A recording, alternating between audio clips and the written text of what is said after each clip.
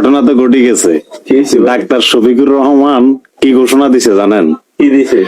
Doctor Shafiqur Rahman বলছে যদি জামাত ইসলাম ক্ষমতায় আসতে পারে তাইলে তারা 0 থেকে 5 বছর বয়সের সকল শিশুদেরকে বিনামূল্যে চিকিৎসা দিবে।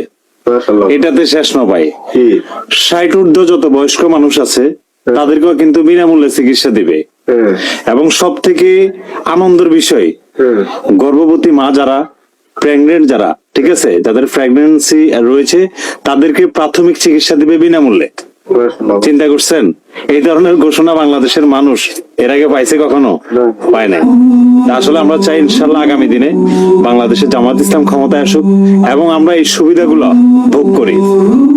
এখানে দুটি দলের দুটি পরিকল্পনার কথা রয়েছে।